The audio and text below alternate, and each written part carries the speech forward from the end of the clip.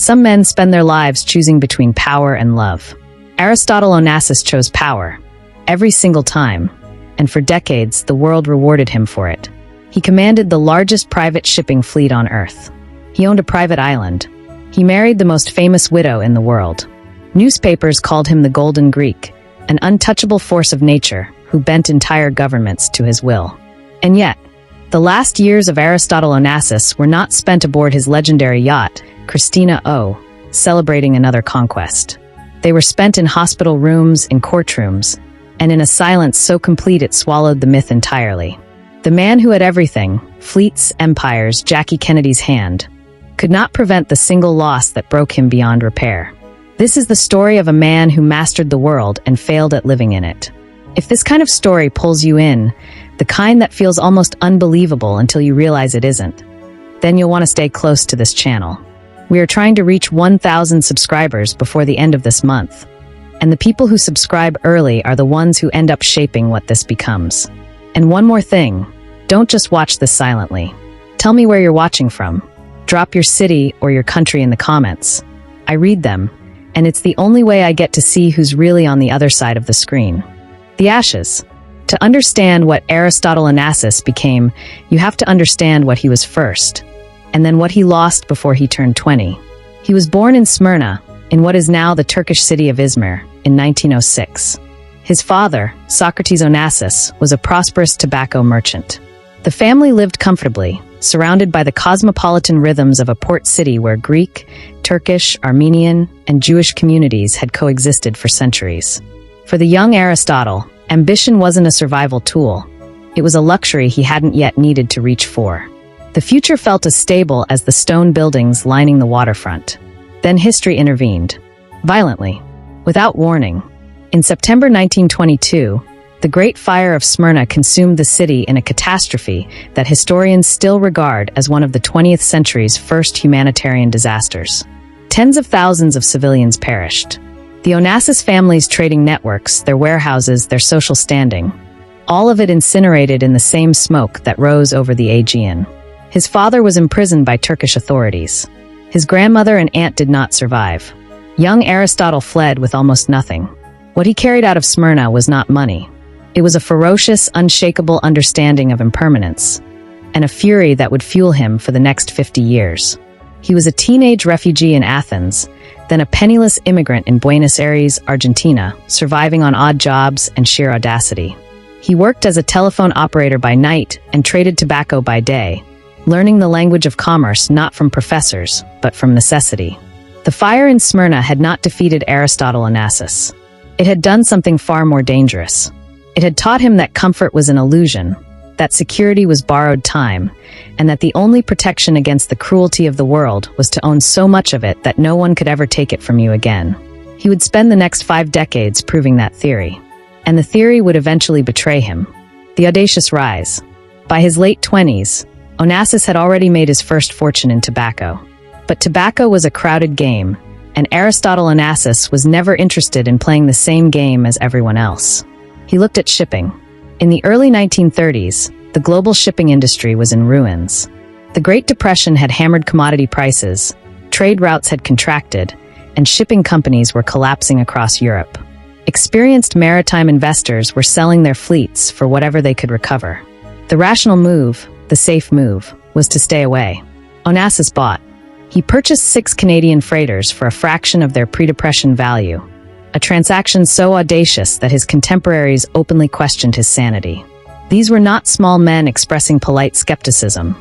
These were established Greek shipping magnates, men who had been in the industry for generations, and they looked at this 27-year-old and shook their heads. Here is what Onassis saw that they did not. The depression was not a permanent condition. Trade would return. When it did, whoever owned ships would collect extraordinary profits on cargo demand that had been suppressed for years. He was right. Through the 1930s and into the post-war boom, the Onassis fleet expanded with almost geometric velocity.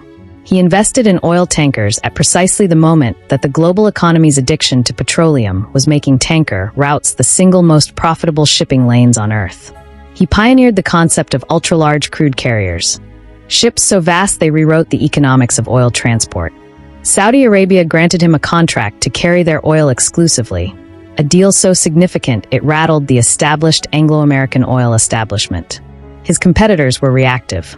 Onassis was always early. By the 1950s, he was not merely wealthy, he was, by several measures, the wealthiest private individual in Europe. He owned more than 80 vessels. He owned an island, Skorpios, in the Ionian Sea, which he transformed into a private kingdom. He had manufactured himself, from nothing, into a figure of almost mythological proportion. But myths, as the Greeks knew better than anyone, always carry within them the seeds of their own destruction. The hubris. At the height of his power in the late 1950s and early 1960s, Aristotle Onassis did not merely occupy a place in the world's imagination. He consumed it. He was the man at the center of every room, every port, every newspaper front page that mattered. His yacht, the Christina O, converted from a Canadian frigate and furnished with obsessive extravagance. Whale foreskin barstools, Minoan frescoes, a mosaic swimming pool that could be raised to become a dance floor, was less a boat than a floating statement about the absolute irrelevance of limits. Winston Churchill cruised aboard it. Monaco's royal family attended his parties. Frank Sinatra sang at his tables. He was conducting a love affair with the opera singer Maria Callas, the most celebrated soprano of the century, a woman of equivalent genius and equal volcanic temperament. Their relationship was passionate, scandalous, and entirely on his terms. He was married to Tina Lavanos when the affair began. The divorce came. The affair continued. Onassis at his zenith operated with the quiet confidence of a man who believed that every problem, every complication, every human obstacle had a price, and that he knew the price of everything. He was also, in ways he could not yet see, completely alone. The empire required constant performance. The deals, the parties, the fleet, all of it demanded a version of Onassis that was always larger, always more impenetrable, always more certain. In private, those who knew him well saw something different. A man who measured every relationship in terms of its strategic utility, who kept even his closest confidants at a careful distance, who had never fully unpacked the emotional wreckage of Smyrna. He had filled the hole left by the fire with ships and money and spectacle. But all this wealth, all this power, all this celebrated dominance over the world, could not prepare Aristotle Onassis for what came next. Because while he was building an empire, he was also, without fully realizing it, building the emotional architecture of his own collapse. The fatal flaw. The fatal flaw in Aristotle Onassis was not greed. Plenty of men were greedier. It was not ambition. Plenty were more relentless. It was control. Onassis could not tolerate situations in which he was not the dominant force. This had made him a brilliant businessman. No deal was ever conceded, no negotiation ever surrendered without extracting maximum value. But it made him a catastrophic father, and in the end, that failure would cost him everything he could not replace. His son, Alexander Onassis, grew up in the shadow of an impossible standard. Aristotle loved Alexander profoundly, but love expressed as control is a particular kind of suffocation. Alexander was groomed from childhood to inherit the empire. Trained in shipping, introduced to business partners, positioned as the heir. But every professional path Alexander tried to forge was either overridden or colonized by his father's gravitational pull. Alexander was not weak.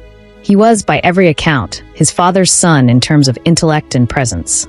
But he was also, by every account, a young man who spent his 20s in a state of barely suppressed frustration, perpetually waiting for the autonomy that was always promised and never quite delivered.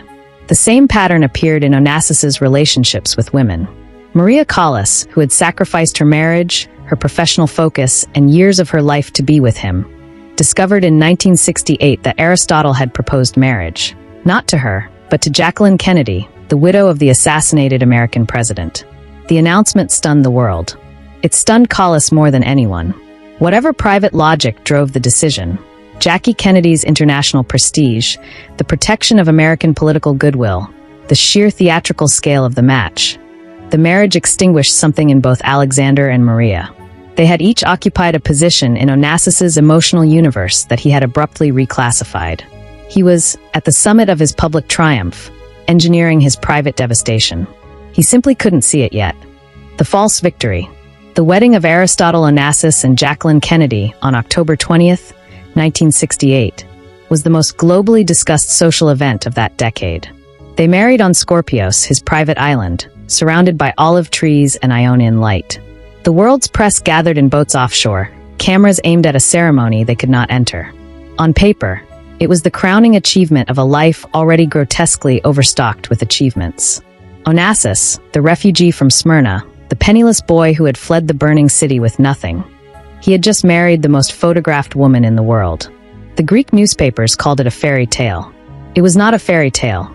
The marriage was strained from the beginning by temperamental incompatibility and by the fundamental impossibility of two such precisely formed public identities occupying the same private space.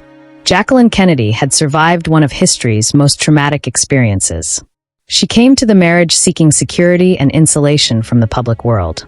Onassis came to it as to every transaction, expecting a return on investment he had not bothered to define. By the early 1970s, they were spending large portions of time apart. The divorce that would eventually be formalized after his death was, in practice, already underway in spirit by 1971. Meanwhile, Maria Callas waited. She had not stopped loving him. He had not stopped contacting her. And Alexander, his son, was finally, beginning to step into a degree of professional independence, taking on real responsibilities within the family fleet operation. Then, in January 1973, everything stopped. Because while Onassis had been managing his empire and mismanaging the people inside it, fate, the particular, indifferent cruelty of fate, had been arranging a moment he could not negotiate, could not purchase his way out of, and could not survive. The catastrophic climax. On January 23, 1973, Alexander Onassis was piloting an amphibious plane near Athens airport when it crashed on takeoff. The precise cause was disputed immediately and has never been definitively resolved. What was not disputed was the result. Alexander sustained catastrophic brain injuries. He was placed on life support. He was 36 hours from dying. The call reached Aristotle Onassis in New York. What followed was something that no biography of Onassis can fully capture and no amount of money could alter. A father being told that the thing most irreplaceable to him was gone, and refusing to accept it. Onassis assembled every neurosurgical authority he could reach. He flew specialists in from 3 continents. He offered, according to those present, effectively limitless sums to physicians who might produce a different prognosis. He sat in the hospital in Athens and demanded, with all the authority of a man who had bent the world to his will for 50 years, that the situation resolve itself differently. It did not resolve itself differently.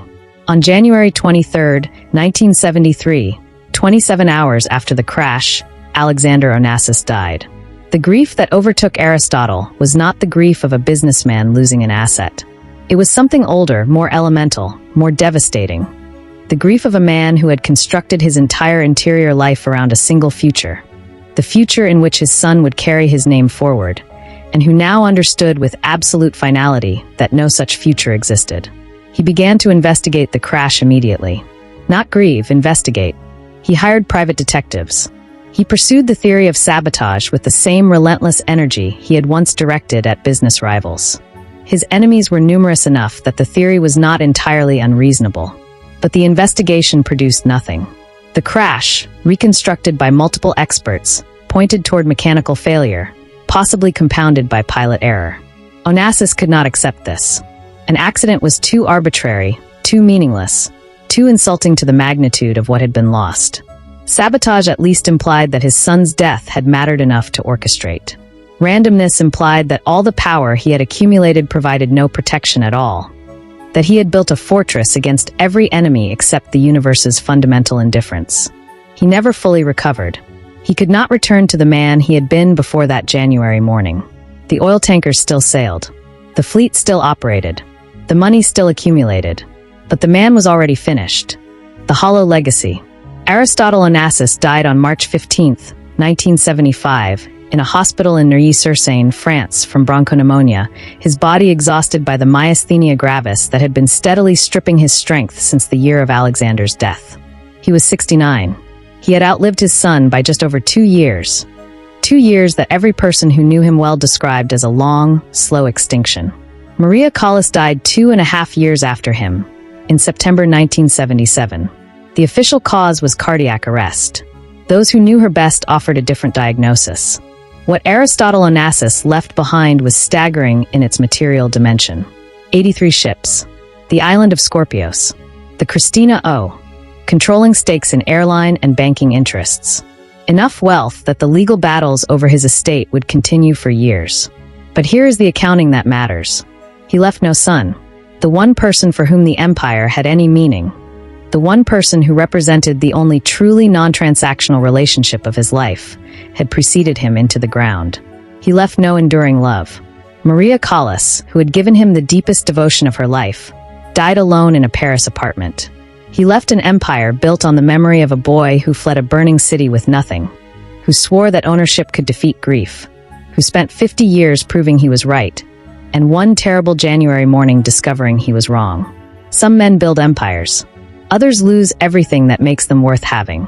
Aristotle Onassis, in the end, did both.